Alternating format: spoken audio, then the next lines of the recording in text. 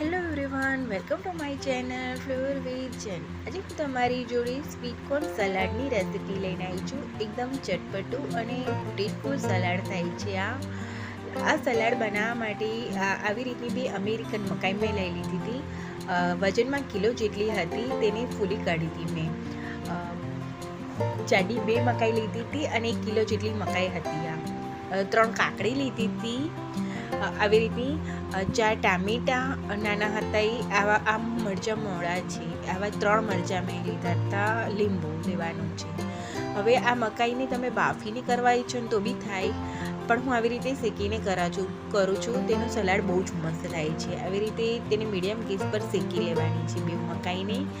હવે જે મોડા મરચાં હતા ને તેને ઝીણા કટ કરી લેવાના છે. એક મીડિયમ સાઇઝનું ગાજર હતું ને તેને ઝીણું કટ કરી લીધું હતું. 4 ટામેટાં ઝીણા કટ કરી લીધા હતા.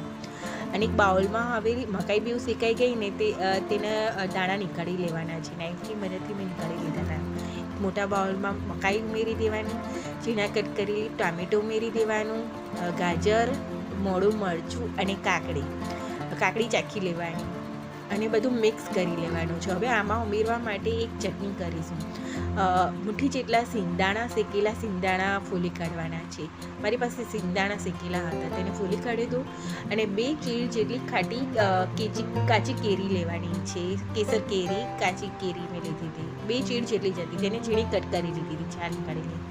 અને મુઠ્ઠી જેટલું કોથમીર લીધી હતી ધોઈને, અને તેને અધકચરું ક્રશ કરી લેવાનું છે. તેને બાઉલમાં કાઢી તેમાં ઉપરથી ઓલિવ ઓઇલ, સંચળ, શેકેલા જીરુંનો પાવડર, કાળા મરીનો પાવડર, લાલ મરચું પાવડર, છાશનો મસાલો, લીંબુ અને ઉપરથી મીઠું હું ભૂલી ગઈ હતી, એટલે છેલ્લે મીઠું બી મેં ઉમેરી દીધું અને બધું મિક્સ કરી લેવાનું છે. અને આ ચટણીની જે સલાડ કર્યું છે તેમાં બધું ઉમેરી દેવાનું છે. અહીંયા તમે કાચી કેરી ઝીણી કટ કરીને ઉમેરવા માંગતા હોય તો બી ઉમેરાય. ઉપરથી દોયેલી ઝીણી કટ કરેલી કોથમીર અને ધાણા ફુદીનાની ચટણી થોડીક મેં ઉમેરી હતી અને ચાટ મસાલો સ્પ્રિંકલ કરી દીધો. અહીંયા આખા સિંગદાણા બી તમારે ઉમેરવા હોય ને, સિંગ શેકેલી તો બી ઉમેરી શકાય, તો બી બહુ મસ્ત લાગશે. અને બધું મિક્સ કરી લેવાનું છે. ઉપરથી ચાટ મસાલો સ્પ્રિંકલ કરી દેવાનો. બહુ જ મસ્ત લાગે છે, એકદમ ચટપટું અને ટેસ્ટફુલ થાય છે આ સલાડ. અને સિંગદાણાના કારણે બહુ જ મસ્ત લાગે છે, શેકેલી સિંગના કારણે. તો ટ્રાય કરજો, બહુ જ મસ્ત સલાડ થાય છે. તો કેવી લાગી આ રેસીપી, કેવો લાગ્યો આ વિડીયો? ગમે તો મારી ચેનલને સબસ્ક્રાઈબ કરવાનું ના ભૂલતા. Thank you for watching. મળીએ નેક્સ્ટ વિડીયોમાં. બાય.